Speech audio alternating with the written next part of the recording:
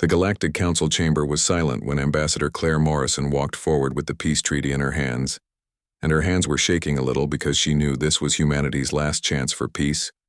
And for 3 years, humans had suffered attacks on their colony worlds and their merchant ships disappeared in space, and thousands of civilians died for no reason, except that the Zalketh Dominion wanted their territory and believed humans were too weak to fight back. Claire stood before the council members and spoke clearly, even though her heart was heavy with the knowledge of what might come next.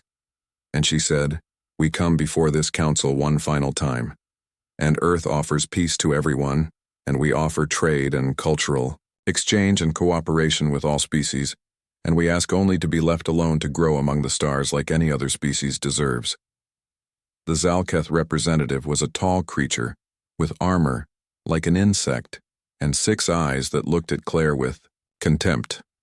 And it made a sound that the translator changed into laughter, and then it said, "Humans are soft and weak, and your planets will belong to us soon, and your resources will feed our empire, and this council has no power to stop the strong from taking what they want from the weak." The council members shifted in their seats uncomfortably, and the Verdani delegation looked away in shame because they were peaceful plant beings who had welcomed humanity to the galaxy years ago, and they had voted 3 times to punish the Zalketh. But each time the enforcement was blocked by species who were afraid to act against such a powerful military force. Claire looked at every delegate in the chamber and met their eyes one by one and said, "Then let the record show that humanity tried everything possible for peace, and let it show that we exhausted every diplomatic option we had, and what comes next is not our choice but yours because you chose to do nothing when we needed help." B. Placed the peace treaty on the central platform and stepped back slowly. And as she walked toward the exit, her aide Peter Hayes whispered urgently that they were receiving emergency reports, and the Zalketh fleet just entered the Sol system, where Earth was located, and they were broadcasting their intention to claim Earth as a subject world and make humans into servants. Claire stopped at the doorway and turned one last time to face all the delegates and said quietly, "You should evacuate this station soon because you will want to be far away from Zalketh space when they realize what they have done by attacking Earth." The doors closed behind her with a sound like a final breath, leaving a body deep under the mountains of Colorado. On Earth there was a facility buried 3 kilometers below the surface, and General Lisa Crawford stood before a wall of screens showing real-time data from every corner of human-controlled space, and behind her 50 officers sat at their stations, with their fingers ready on keyboards waiting for the order they knew would eventually come. Commander Jake Sullivan reported from the tactical station that the Zalketh Vanguard had crossed the moon's orbit and 200 warships were approaching. Earth and their weapons were charging up to fire, and Lisa closed her eyes for just a moment, thinking about her daughter and grandson, and the billions of humans who had believed peace was possible with other species. She had been a soldier for 40 years and fought in 3 colonial conflicts before humanity reached the stars, and she knew a truth that diplomats sometimes forgot, which was that peace only works when both sides actually want it, and when one side sees peace as weakness. Then, war becomes inevitable. Lisa said quietly to open encrypted channel Omega with her personal authorization code, and a new screen appeared, showing 5 faces she knew well, and they were Admiral Marcus Stone of the Orbital Defense Fleet and Director, Helen Burke of Colonial Defense Forces, and Admiral Paul Grant commanding the Deep Space Fleet, and Secretary of Defense Vincent Shaw, and finally President Catherine Webb herself calling from the secured bunker beneath Washington. President Webb asked if it was time, even though she already knew the answer. Lisa said, "Yes, Madam President, because they have made their choice to attack us." The president's face showed the weight of her decision, because for 3 years, she had pushed for peace, and faced criticism from military leaders who wanted to strike first, and she had believed that civilization meant finding ways to coexist with other species. But now she had to accept what the galaxy's silence had created. President Webb said quietly, "Then God forgive us all," and she gave General Crawford authorization to execute Protocol Midnight Sun, and told her to show the Zalketh what humanity becomes when peace is no longer an option. Lisa straightened her shoulders and turned to her command staff and said, "Execute Midnight Sun with all phases in all theaters. And as of this moment, humanity is at war with the Zalketh Dominion. Across human space systems activated that had been built in secret over many decades, and humanity had built these systems not because they were aggressive, but because they had learned from their own history on Earth that hoping for peace was good, but preparing for war was necessary, and every colony world and every station and every ship had been constructed with two purposes, and the merchant marines had trained in combat in their spare time, and the mining facilities could become weapons factories, and the exploration vessels carried hidden weapons. The Zalketh had studied humanity and seen only what they wanted to see, which was a young species barely 3 generations in space with small fleets and scattered colonies, and they had watched humans build hospitals and schools on new worlds, and they had observed diplomats who smiled and negotiated and tried to make friends.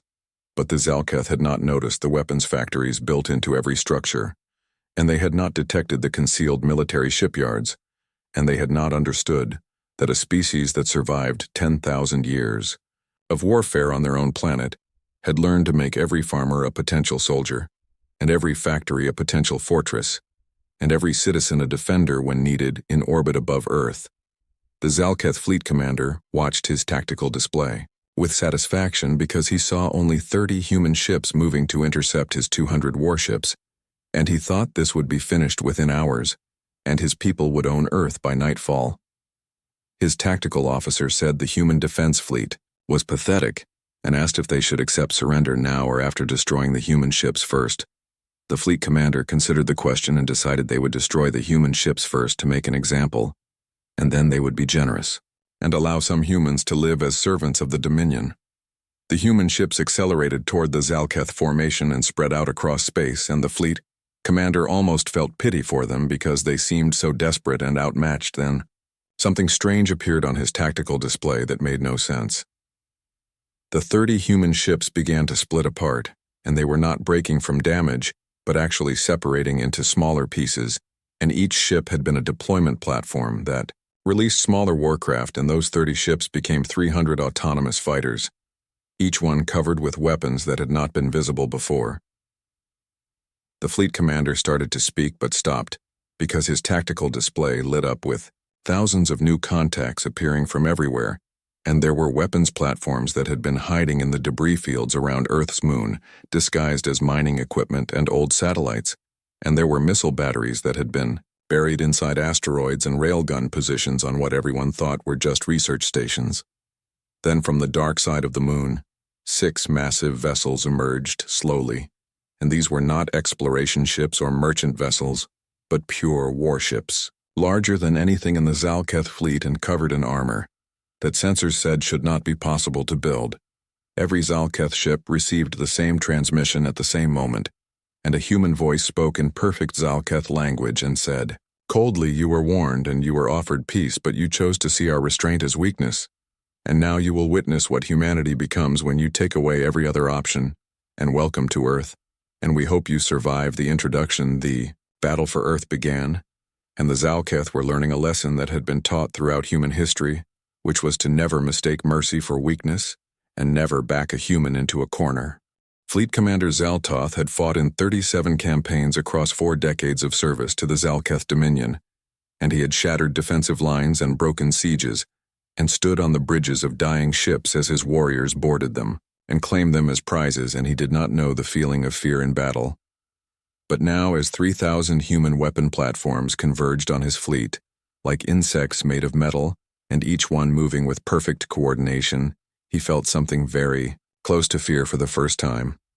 Zaltoth shouted orders for evasive patterns and told all weapons batteries to return fire immediately.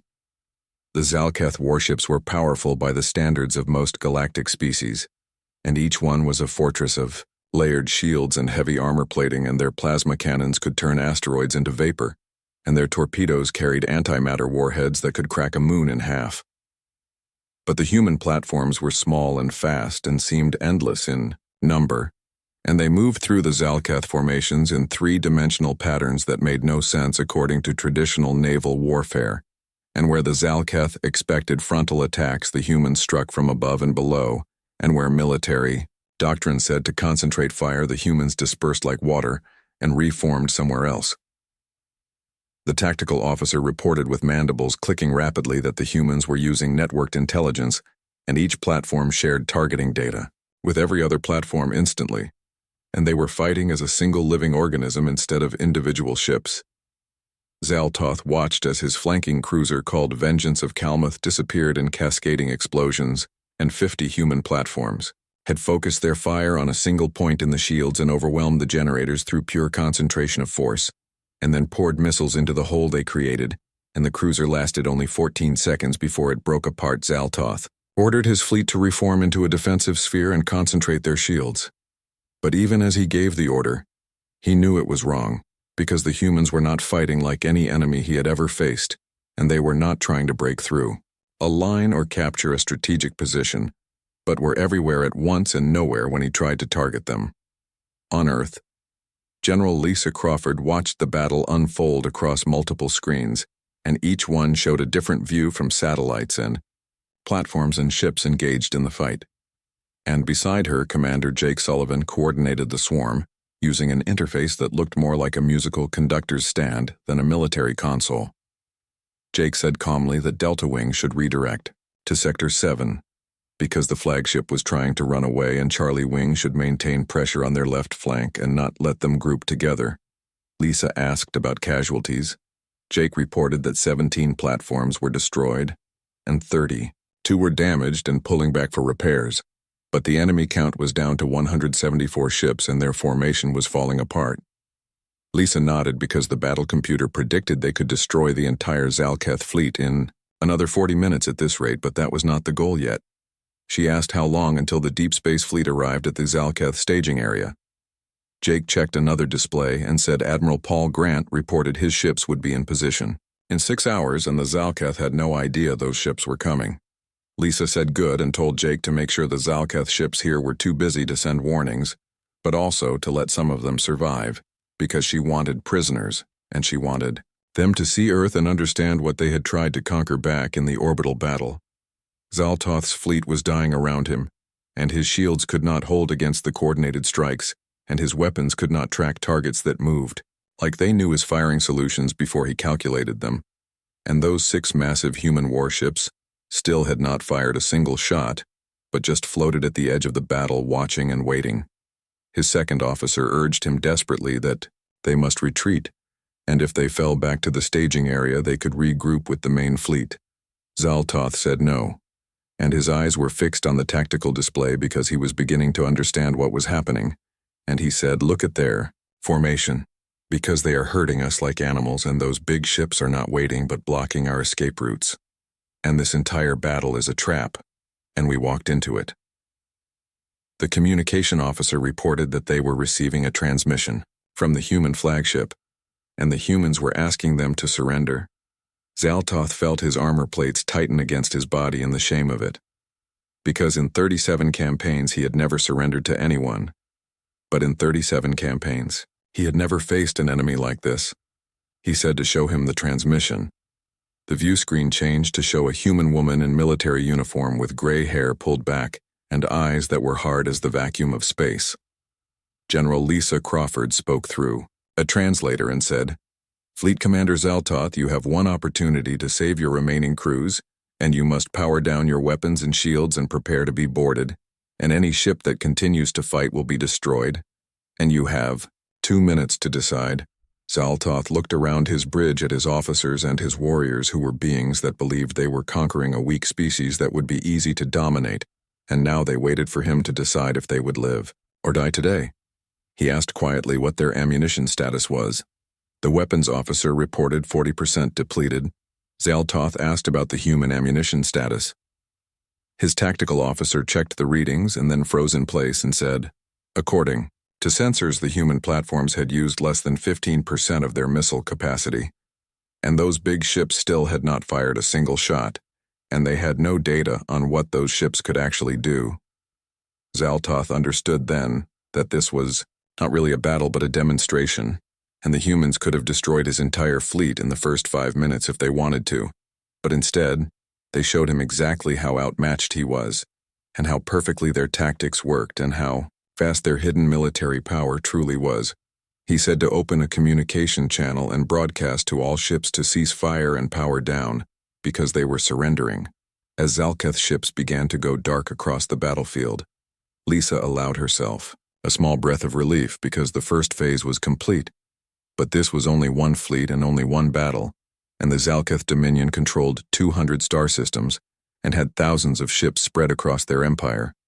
A communications officer called out that they were getting reports from the human colony worlds, and the Zalketh garrison forces stationed there were receiving word of what happened at Earth, and some were surrendering while others were digging in to fight. Lisa pulled up a star map showing all human colonies which numbered 37 worlds, and each one had its own defense force, and each one was now activated and ready to fight.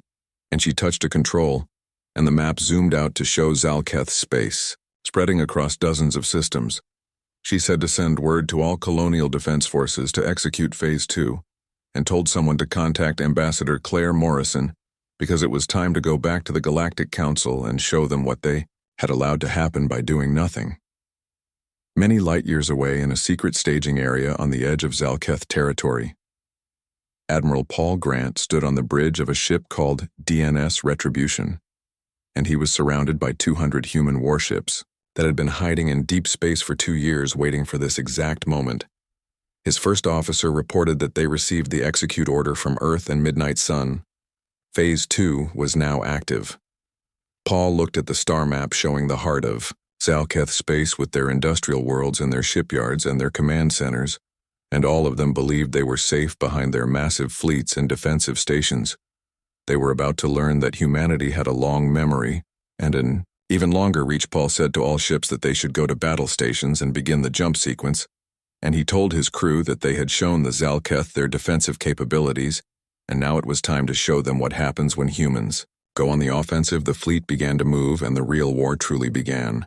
Ambassador Claire Morrison stood before the Galactic Council once more, but this time she was not alone, and flanking her were representatives from a dozen human colonies, and behind them displayed on a massive holographic screen was real-time footage from the battle at Earth. The council chamber was filled with noise and chaos. The Kornath delegate, who was a gaseous being contained in a crystalline suit, shrieked that this was unprecedented, and the humans had deployed weapons of mass destruction, and they had violated 17 different intergalactic warfare conventions. Claire waited for the noise to die down, and her expression was calm, and when she spoke, her voice cut through the chamber with quiet authority. She said that Article 7 of the Galactic Cooperation Treaty stated that a species had the right to defend itself by any means necessary when facing existential threat, and Article 12 stated that the Council would intervene to prevent genocide and conquest, and Article A-19 stated that member species could expect protection from aggression. She walked slowly toward the center of the chamber. She said, "We invoked all 3 articles and we did it repeatedly. And for 3 years we brought evidence of Zalketh attacks. And for 3 years we showed you destroyed colonies and murdered civilians and stolen resources. And for 3 years you did absolutely nothing." The Verdani delegate, who was a tall being covered in flowering vines, shifted uncomfortably and said, "Ambassador Morrison, we sympathize with your situation, but the scale of your military response."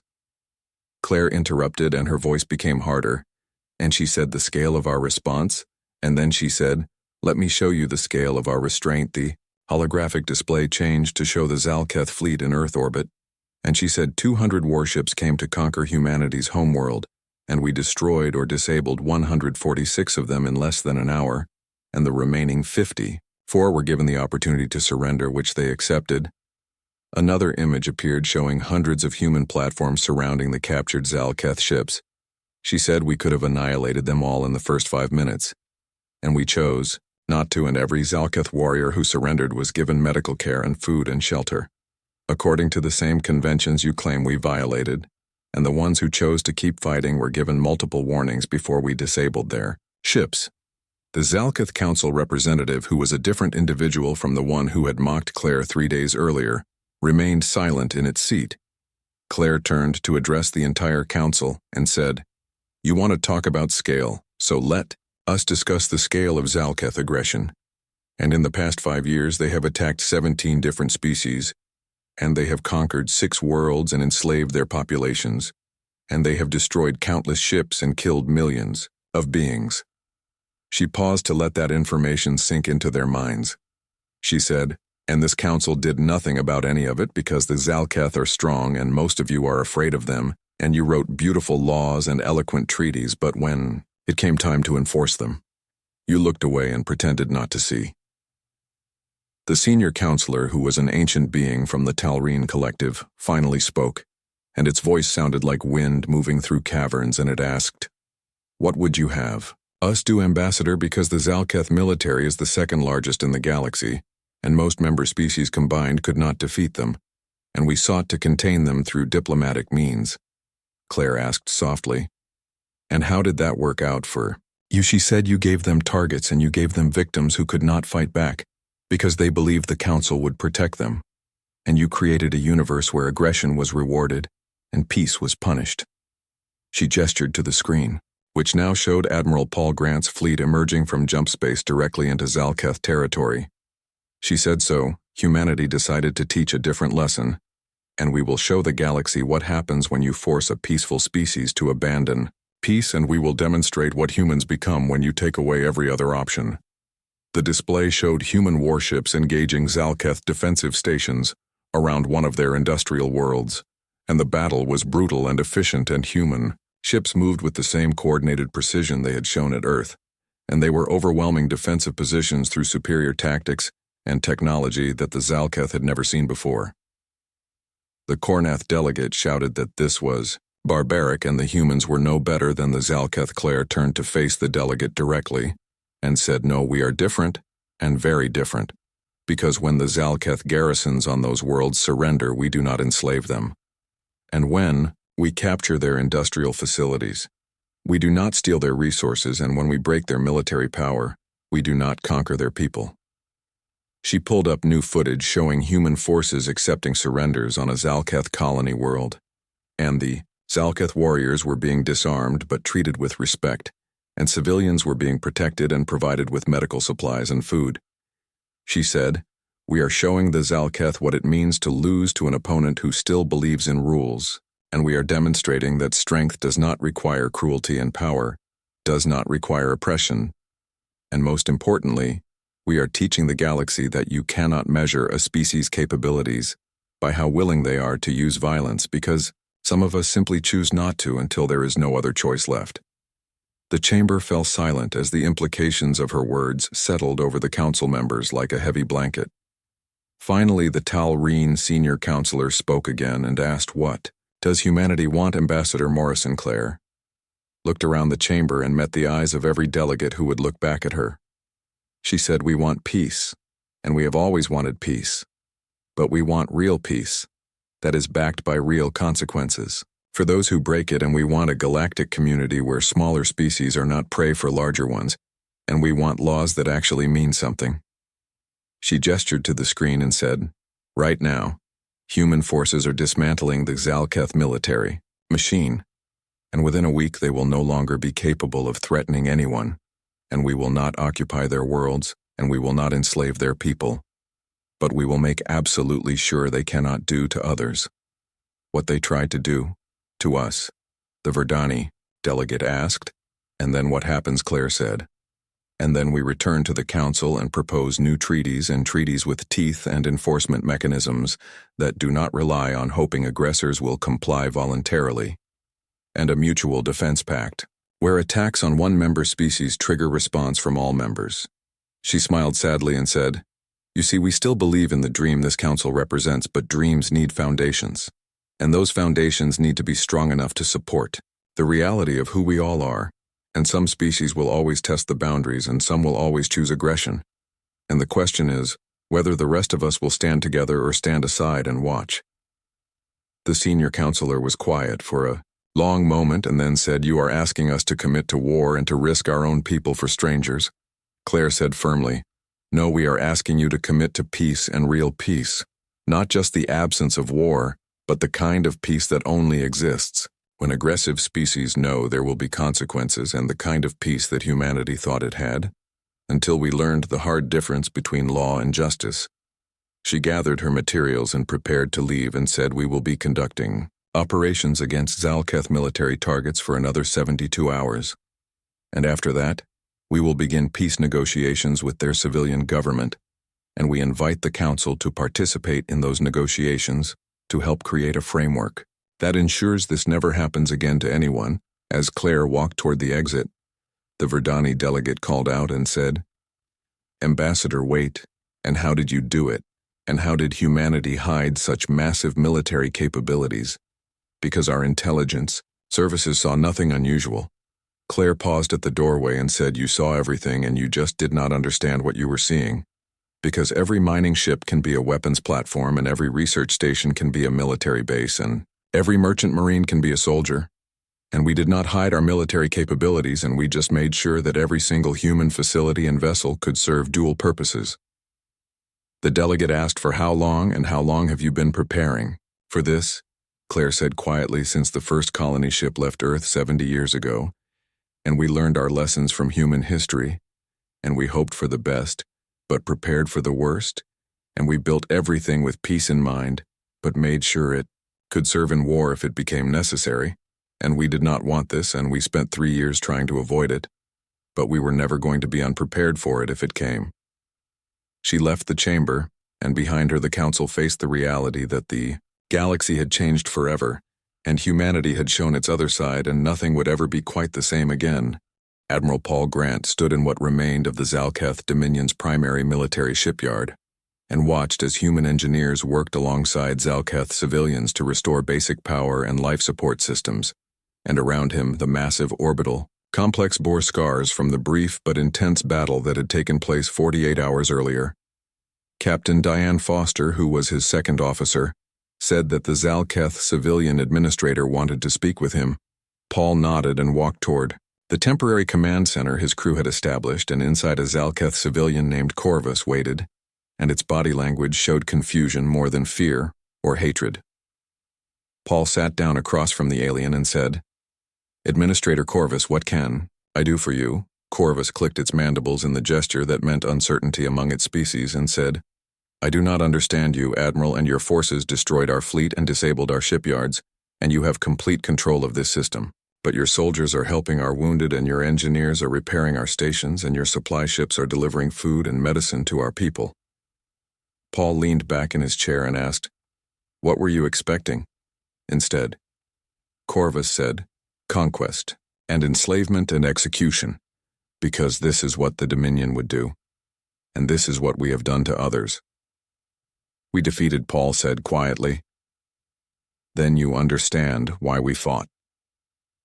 Corvus was silent for a moment and then said, "We were told humans were weak and soft and easy prey, and our military leaders said you would surrender after the first battle because your species lacked the will to fight."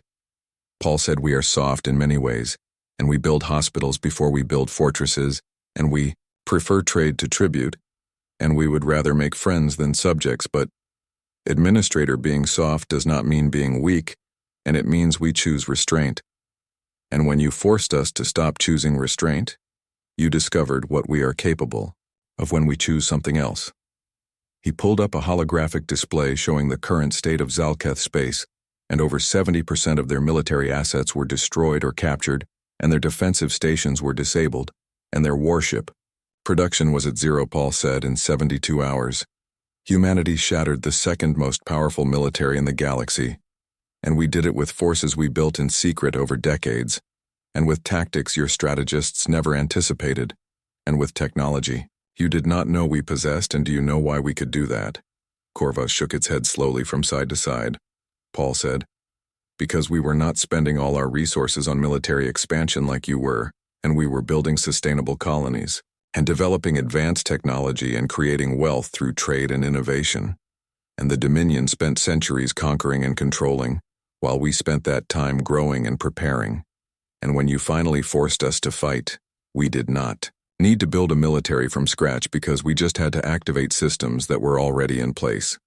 Paul stood and walked to the window looking out at the damaged shipyard and said, "Every human colony is designed to be self-sufficient, and every station can be converted to military production in hours, and every civilian ship can deploy weapons, and every merchant captain trained in naval tactics during their spare time, and we did not want a militarized society. So we built a society that could become military if it became necessary," Corvus said softly. It is terrifying what you have built. Paul agreed and said yes. It is terrifying, and that is exactly why we tried so hard to avoid using it. And that is why Ambassador Claire Morrison spent 3 years negotiating and pleading and offering every possible compromise, because we knew that once we showed the galaxy what we are capable of, everything would change forever. Back on Earth, General Lisa Crawford was receiving reports from all fronts, and the war was effectively over, and Zalketh forces across their entire territory had either surrendered or were in the process of negotiating terms. But now came the harder part of what to do next. Commander Jake Sullivan reported that they were getting requests from 17 different species asking for human military support, and the Verdani wanted help protecting their colonies, and the Kornath were asking for defense treaties, and even some Zalketh colonies were requesting human garrison forces to protect them from retaliation. Lisa rubbed her temples and said, "Of course they are, and we spent 3 years being prey and 72 hours being predator, and now everyone wants to know which one we really are." Jake asked what they should tell all these species. Lisa said the truth, and we are both, and we are neither, and we are humans, and we do not fit into their neat categories of weak or strong. President Catherine Webb entered the command center looking exhausted, but determined, and said, "General, the Council has formally requested our participation in restructuring the Galactic Defense Framework, and they want us to lead the committee." Lisa said, "Of course they do," with dry humor in her voice, "and they ignored us when we needed help. But now that we have proven we can help ourselves, they want us in charge of everything." Catherine sat down heavily in a chair and said, "Can you really blame them? And we just did in 3 days what the Council could not do in decades, and we proved that coordinated action works, and that smaller forces with better tactics can defeat larger forces with poor strategy, and that you do not need to be the biggest military to be the most effective." Lisa said with respect, "Madam President, but leading a galactic military framework was not what we signed up for, and we wanted to explore and to grow and to build peaceful settlements."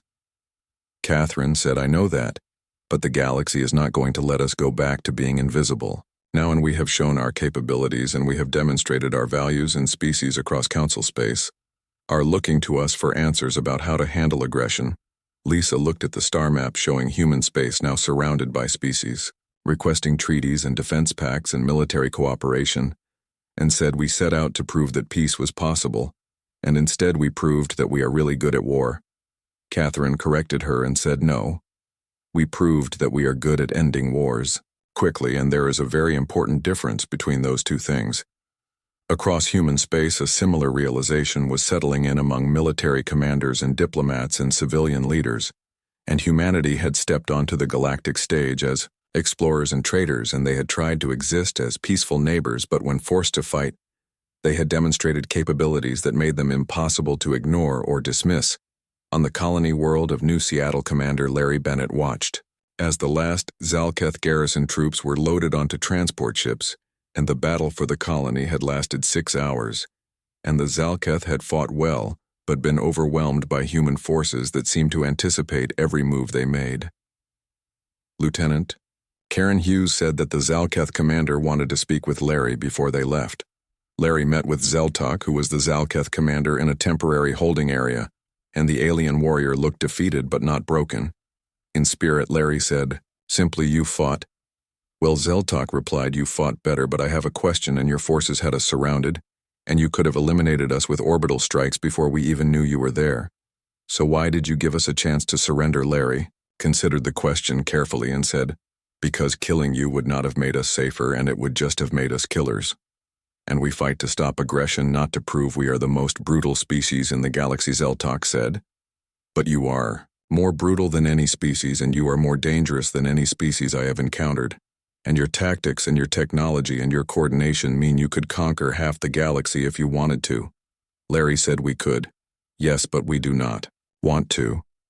And that is the difference between humanity and the Dominion, and we do not measure success by how much we control, but by how much we build, and how much we create, and how many friends we make. And war is what we do when all other options are exhausted." Zeltok looked at Larry with something that might have been respect and said, "You are a paradox, Commander, and peaceful, but powerful, and gentle, but lethal. And I do not understand your species at all. Larry smiled and said, "Join the club, because we do not entirely understand ourselves either, but we know what we are not. And we are not conquerors. And we are not oppressors. And we are humans, and we prefer to build bridges between species. But if you force us to build walls instead, we will make sure they are walls you cannot break through." As the transport ships departed with the captured Zalketh forces, Larry looked up at the sky and wondered what humanity would become now, because they had proven they could fight, and the question was whether they could find their way back to peace or if the galaxy would keep forcing them to be warriors instead of explorers. 3 months after the war ended, Ambassador Claire Morrison returned to the Galactic Council chamber for the signing of what was being called the New Covenant, and the chamber was fuller than she had ever seen it, with representatives from over 50 species present. The document on the central podium represented 6 weeks of intense negotiation and compromise and occasionally heated debate. But it was finished, and it was something humanity could support. Claire addressed the assembled delegates and said the new covenant establishes 3 fundamental principles, and first is mutual defense, where an attack on any signatory species triggers coordinated response from all signatories, and no more standing aside while aggressive powers prey on the weak. She paused to let the translators catch up with her words.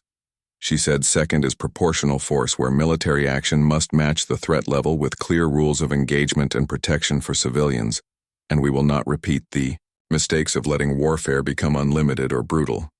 She continued and said third is shared responsibility, where every species contributes to collective defense according to their capabilities, and not all contributions must be military, because some species can offer technology or resources or intelligence or logistics, and the goal is to build a framework where aggression is too costly to attempt.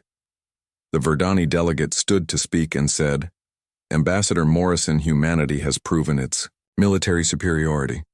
So why do you need this covenant, and you could simply declare yourselves the galactic protector and enforce peace alone?"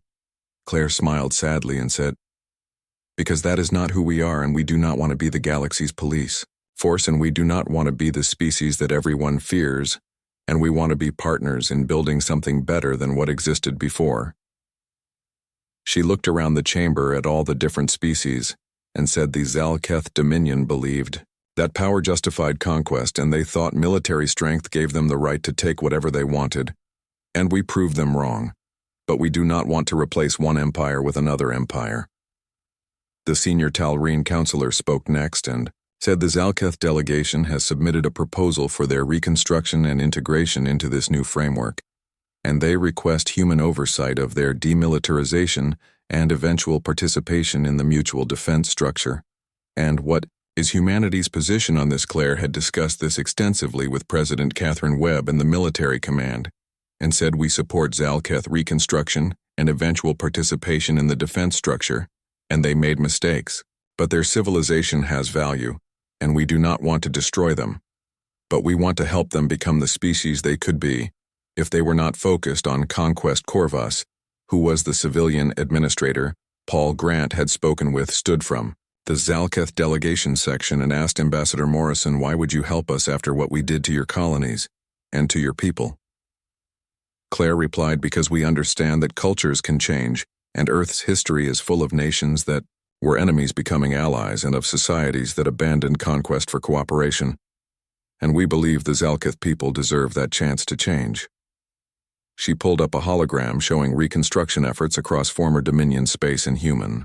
Engineers worked alongside Zalketh civilians, rebuilding infrastructure and establishing new economic systems based on trade rather than tribute, Claire said. But understand this clearly, because this is conditional, and the Zalketh military will remain demilitarized for a generation, and human observers will monitor your government, and any return to aggressive policies will trigger immediate response, and we are offering partnership, not weakness. Over the next 2 hours, the delegates debated details and raised concerns, and some worried about human dominance and others questioned whether the framework would actually prevent future conflicts, and a few suggested that humanity's sudden prominence was itself destabilizing to the galactic order. Claire listened to all of it patiently, and finally, when the debate seemed to be circling back to earlier points, she stood once more. She said, "Let me address the fundamental concern I am hearing, and you are worried about humanity's power and you are concerned that we will become what we defeated, and you are wondering if this covenant is just humanity's way of controlling the galaxy." She looked at each delegation carefully and said, "I understand those fears because they are rational, and a species appears and demonstrates overwhelming military capability, and then proposes a new galactic order, and history suggests you should be suspicious of our intentions." She continued and said so. "Let me tell you what humanity learned from our own history, and power without accountability becomes tyranny and military strength. Without moral foundation becomes oppression, and dominance without partnership becomes isolation." Claire pulled up images from Earth showing cities and landscapes from every continent and said, "We come from a world where we spent thousands of years fighting ourselves, and we built empires and watched them fall, and we developed weapons capable of destroying our own civilization, and we learned the hard way that might does not make right, and that winning wars does not mean winning peace." She said that is why this covenant includes mechanisms to limit humanity's role, and that is why we are proposing rotational leadership of the Defense Council, and that is why we are suggesting that enforcement decisions require supermajority approval. And we are not trying to rule the galaxy, but we are trying to make sure no one species does. The senior counselor stood, and its ancient form seemed to glow with inner light, and it said, "Ambassador Morrison, the Talrine Collective has existed for over 10,000 years, and we have seen species rise and fall, and we have watched empires bloom and wither, and in all that time we have never seen a species gain such sudden prominence and still seek to limit its own power." Claire suggested perhaps that is why we gained the prominence in the first place, because we spent our resources preparing for possibilities rather than pursuing conquests, and because we built systems designed for peace but capable of war, and because we understood that the strongest societies are those that do not need to constantly prove their strength. The counselor inclined its head and said, "The Talrine Collective supports the new covenant, and we believe humanity has earned the right to help shape the galaxy's future." One by one, other delegations stood to voice their support, and the Verdani, whose suffering under Zalketh aggression had been largely ignored, supported it enthusiastically, and the Kornath, despite their earlier objections, acknowledged the framework's wisdom, and even smaller species that Claire had never heard of stood to pledge their participation. Finally, Corvus stood for the Zalketh delegation and said, "We support the new covenant, and we accept the terms of our demilitarization and reconstruction, and we pledge to prove that even the Dominion can change into something better." The vote was unanimous across all species present as Claire signed the document on behalf of Earth and the Human Colonial Federation. She thought about the journey that had brought them to this moment, and 3 months ago, humanity had been pleading for help that never came, and now they were helping to build a new framework for galactic civilization. After the ceremony, Claire found herself alone in one of the council station's observation decks, looking out at the stars, and she was joined by General Lisa Crawford, who had come to witness the signing. Lisa said quietly, "We did it, and we ended the war and saved the species we could and built something better." Claire asked, "Did we really? Or did we just prove that we are the new dominant military power?" Lisa said, "Does it matter, because we are using that dominance to create a system of collective security, and that is more than most powerful species have done throughout history." Claire was quiet for a moment and said, "I keep thinking about that Zalketh fleet commander Zaltoth. And do you know what he said when your people were processing his surrender?" Lisa shook her head. Claire said he told someone that humans were the most dangerous species he had ever encountered, and not because we were cruel or vicious, but because we could be peaceful and powerful at the same time, and he said most species are one or the other, but humans are both. And that makes us unpredictable. Lisa asked, "Is that what we are, and unpredictable?" Claire said no. We are exactly what we have always said we are, and we are a species that prefers peace but prepares for war, and that builds hospitals and hope, but keeps weapons ready, and that smiles and negotiates while maintaining the capacity to fight if necessary. She turned away from the window and said, "The question is whether we can maintain that balance, and whether we can keep being the species that prefers building to destroying. Even now that everyone knows how good we are at destroying, when we must. Lisa smiled and said, I think we can, because destroying is easy. And we have never chosen the easy path, and we chose to explore when we could have stayed home. And we chose to negotiate when we could have attacked first. And we chose to show restraint when we had overwhelming force. And those are not the choices of a species that will become what it defeated, Claire said. I hope you are right, Lisa said, so do I. But if I am wrong, at least we built a framework that can limit us, and that is more than most powerful species would do. As they left the observation deck, neither of them noticed the small Zalketh child watching from a nearby corridor, and young Zelvan had been observing the humans for weeks, trying to understand the species that had defeated the mighty.